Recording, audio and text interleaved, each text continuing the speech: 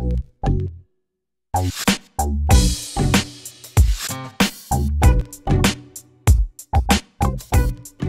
pleased to introduce you to Dorey, who's from Mural Arts. And Tara and I will be working together in the fall to have a program here. How long has it been running with Mural Arts? How long step by step? Yeah. This will, right now we're doing our second program, so the one at Lakeshore will be our third. Third?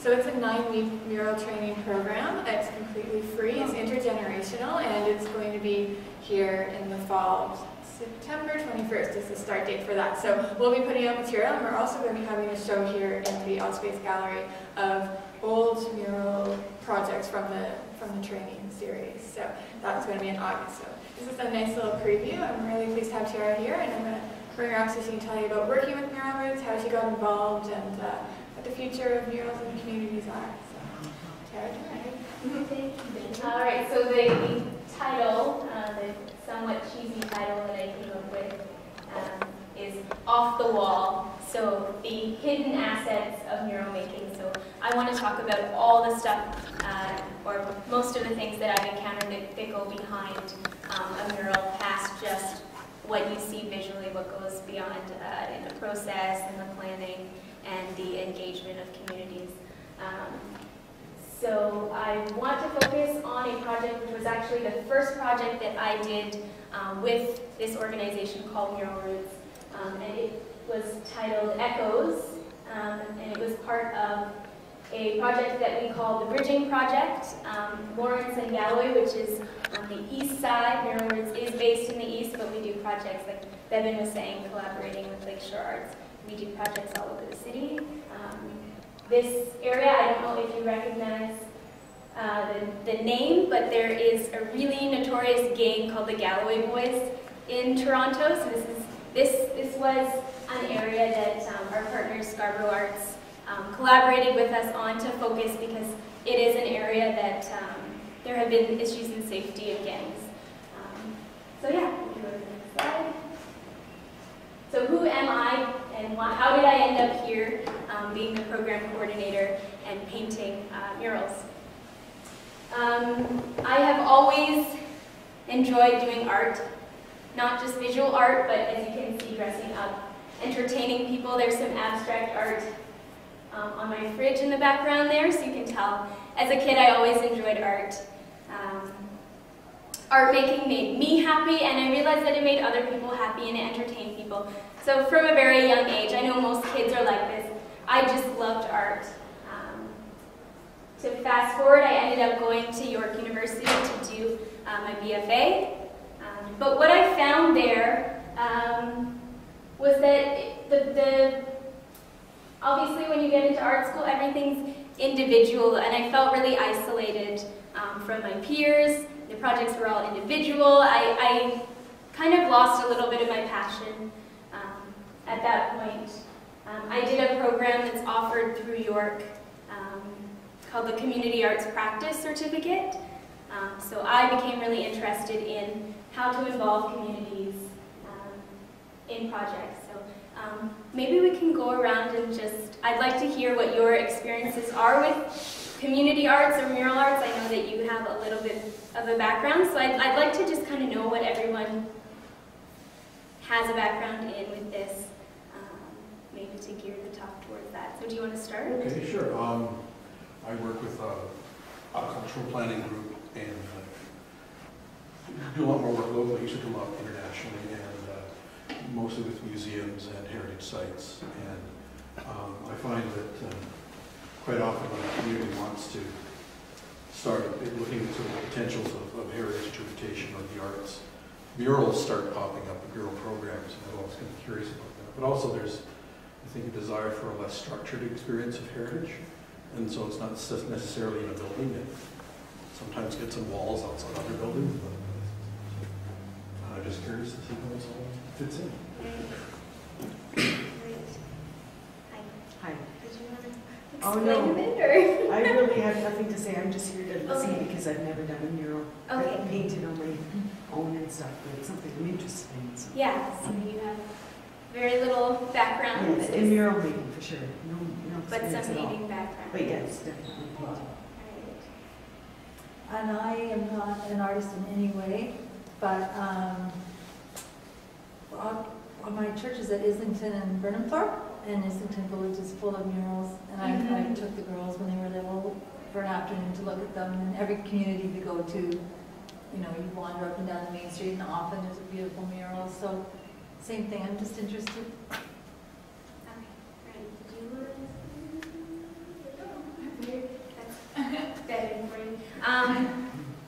It's funny that you were mentioning the church that you go to, because another point I wanted to make is at a symposium that Mural Arts ran last year, we had a really awesome woman come.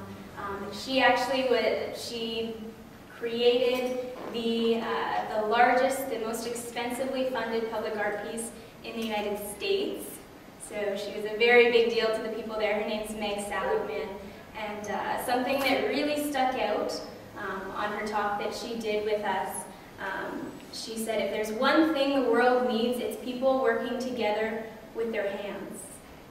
Which I think is a pretty bold statement to make, seeing the state of the world right now. There might be some more practical, specific things that would come to mind, but when that really caught my mind and I started to think about it, I grew up, my dad's a pastor, and I grew up going to and helping with a lot of like Baptist church potlucks and garage sales and fundraisers, and something else that I loved as an aside from the arts was working with other people. And I think there is something really valuable in working together physically with other people, so that's just a point I wanted people to remember.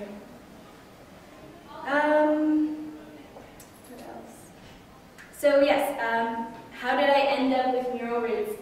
Mural Roots does training programs, and I had heard from one of my professors that they do a leadership training and mural making program. So that's what I did in 2011, turned into this job that was the mural that I'm going to speak about.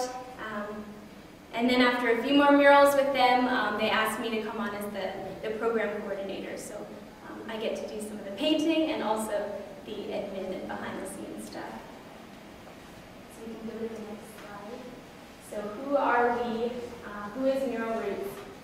The catchphrase of Mural Roots is to teach, learn, and share valuable insight on mural art. So Mural Arts is the only members-based, non-for-profit art service organization that's dedicated specifically to the creation, development, and promotion of public wall art. The only one in Canada. So our vision is to inspire the creation of extraordinary public wall art that serves as a catalyst for community building. And that's what I want to focus on, this idea that creating a mural is a catalyst for community building. Just to mention this one image in the corner, that's another project we're working on right now. I don't know if you know the infamous rainbow tunnel that's on the east side, the DBP when you're going north. So Mural Roots, we restored that in the fall. We're working on a project to paint the inside of that tunnel right now. So that is another really exciting project that Mural Roots is involved in. Okay, we can go to the next. So focusing on the idea of murals as a catalyst for community building. If you look at the goals that Mural Roots has, you can see there's a variety, but what I really want to focus on is the idea of a mural project acting to educate, engage, and enhance communities. So this is another example of a project we're doing with a community called Birchcliff. It's also on the East End, birch tree themed murals. That the project has a connection with the disappearing birch trees in the neighborhood, so we're going to have an environmental component to it. It's bringing out kind of a branding for the community.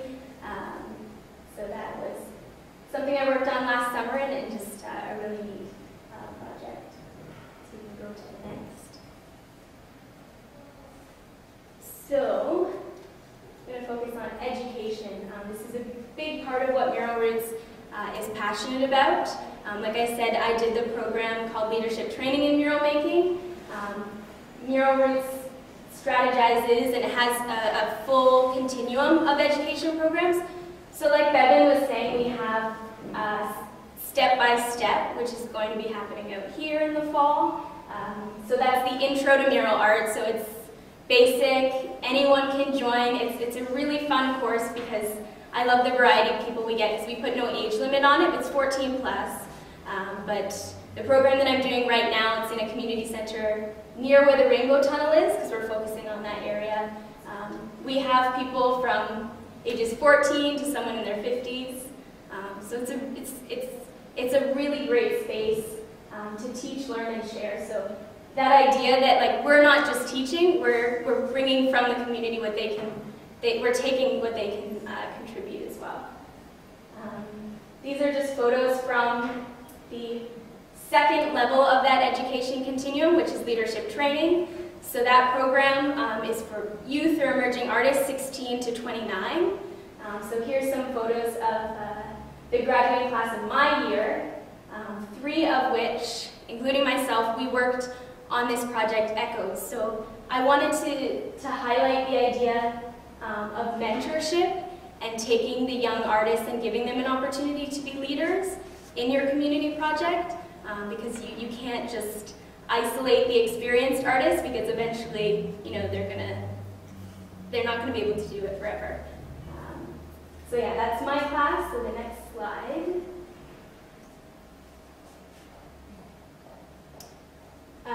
So yeah, you can see Nigel there in the red pants, quite the character.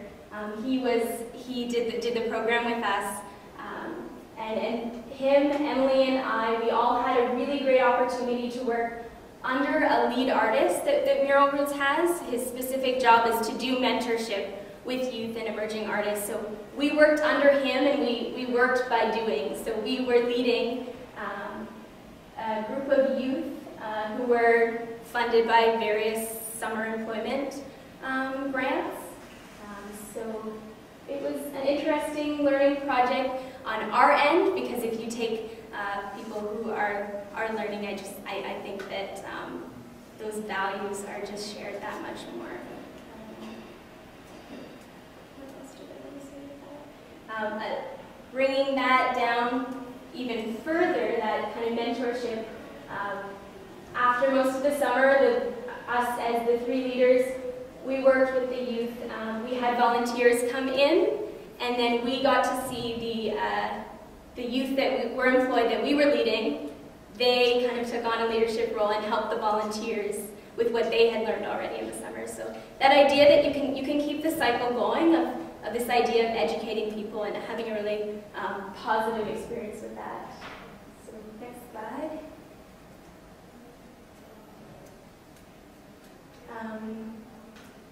I wanted to touch on the idea of education through an opportunity to be employed. So a lot of these students, this was their first job, so it was a learning experience in the sense that they had to learn how to get there on time, that it was hard work. We were working out in the sun for 8 hours a day. We were sitting on the concrete. So there were a lot of learning experiences along the way for the youth, just in terms of job skills. There was also the element of teamwork, which I think is something that you're going to bring to anything that you do throughout your life. And this idea of quality. When you are showing them that you value quality in your work, and that they put down some paint and there's some rough edges and you make them go over that, I think that's a really important value to kind of give to them. But that being said, Rob, who is the mentor, he has a really interesting way of balancing like discipline and having standards for the youth and the people that he's mentoring, and also having fun. Like, we want these projects to be fun. So, for example, if someone ended up coming late, sleeping in, they had to wash the brushes. So having a bit of structure, but also having fun with it, because in the end, you want the project to be a positive experience. I wanted to share a story. This next slide is a little bit ahead, but the third point is engaging. So for me, that means having the community, having youth create culture instead of consume it. And that's something hard for a lot of youth who are just used to taking things in. They're not used to having to produce something. I really encouraged this guy at the top, Donald, who was, I think, a grade 11 student. He had no arts background. He just would sit there, thought he couldn't do anything. But we had a lot of quotes, as you can see, on this bridge. So I tried to engage him by asking him what quote he would want, and then did a portrait of him. And in the end, you could tell he was really, really proud of this, that there was something that he produced specifically in this project that was really important, because he lived in the area as well. So he could, I saw some of his friends come by and he would show it to them. So something like that is always an important part of the project. The next slide will show how we involved the community. So we worked with another organization called Jumbley's Theater.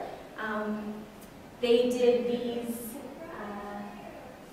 images, kind of arts activities with people from the community, the students and the leaders. We also did them as well, just to be part of that and kind of understand what the community went through.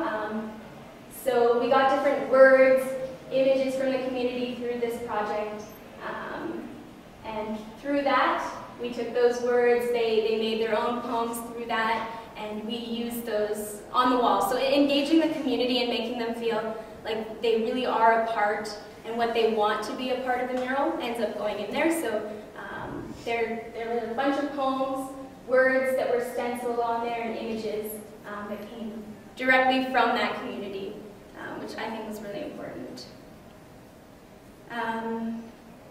Another point for engaging is to think about all the different roles that you can have with a project like this. You don't need to be a perfect realist painter to be a part of a project like this. What was nice about this project is that it was very graphic. We used stencils, so there were opportunities to organize the stencils, to create a design, to even verbally brainstorm with the group. There were opportunities, if we had any of the manual labor, we got some of the teenage guys who felt like they couldn't really participate in the artistic part. They took that on, so getting water buckets, washing brushes, getting the pylons out, because we needed pylons for this project. So trying to think about the different roles that can be filled, and engaging people with their own strengths. Next. So yeah, here you can see the process was more than just going straight to the wall. We had that time where there was a brainstorming time. We had everyone participate in measuring the bridge, which actually was 871 feet long. So things like that that make people feel like they're a part of the whole process, makes them feel more invested in it. So that is the last thing for engaged. And then hands is the next slide. Oh, and some washing of the brushes. Which actually was a big part of the day. It took probably half an hour to wash all the brushes and keep the water clean.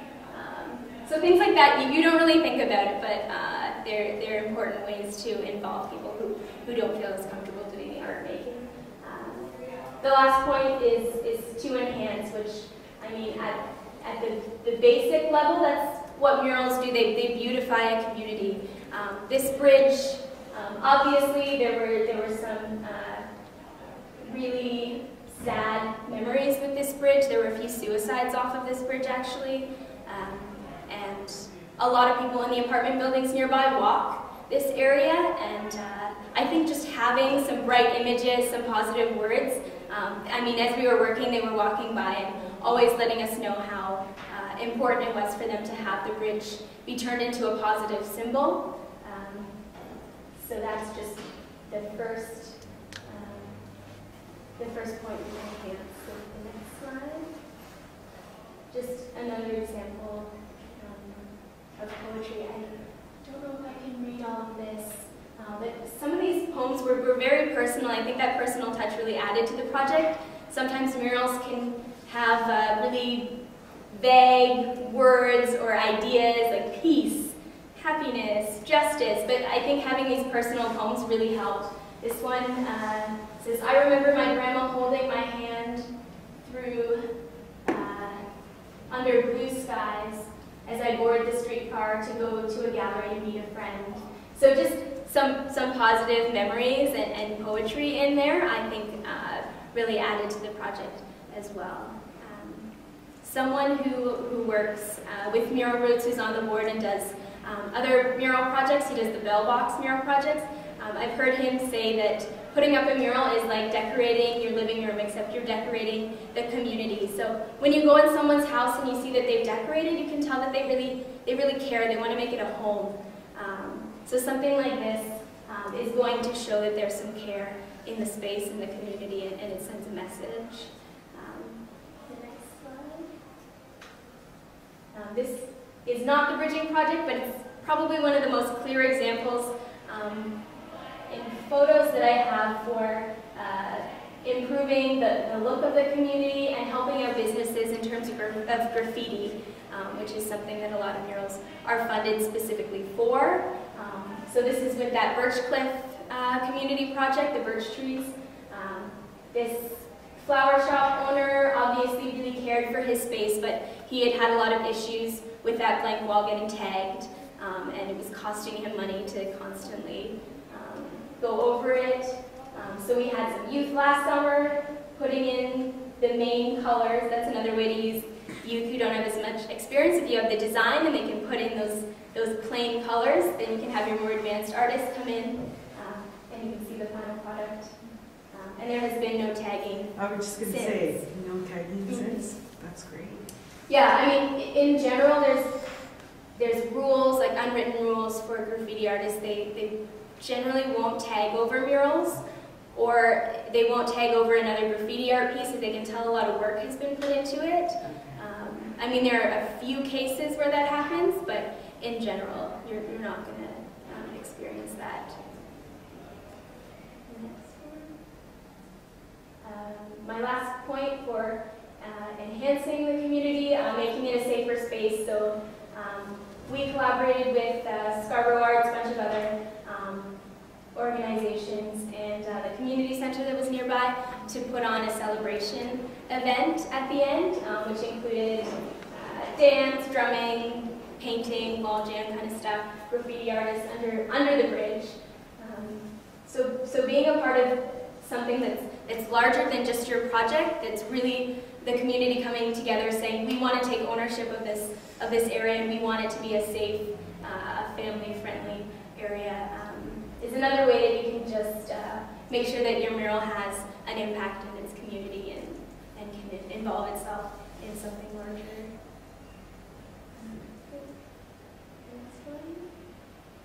So these are just a few random tips that I was jotting down at the end. I might have already touched on them. I think in general, long-term projects, the idea of building trust with a community is really important. You probably have experienced this or observed this as well. I see, did you want to say something? No, I think you can tell the difference between successful and unsuccessful Yeah. murals. The successful ones come from the bottom up and the unsuccessful ones come from the top down. Exactly. So I think that comes down to listening to the community before you represent them. Because really, a mural is representing the community. But you have to build up that trust. If you don't listen to them, if it isn't coming from the community, and it's obvious that you haven't tried to engage them before you just paint something in their community, building up trust is really important. I know other organizations, and I understand that some projects, it's just how they go. They're 6-week projects, they're 8-week projects. Having a project that is more long-term will build that trust. An example of that is working with Lakeshore Arts. It's nice that we have a few different projects that we have put in. So it's a longer-term relationship to build that trust, and that's really how you're going to get respect for your mural or public art piece. When the community, there's more people in the community who get involved. I mean, sometimes you need an initial piece to get people to even know what's happening, and then they want to get involved in another step. So I know with the Birch Cliff project, We have done one summer of murals, we're doing another, we're planning at least one other summer. So more and more people are getting involved as you build up their trust and as you prove to them that you're there to really represent them and to help the neighborhood. So choosing an artist that you trust for both artistic and leadership qualities. I mentioned Rob, who was the artist who is assigned to mentorship. So he has really strong leadership qualities.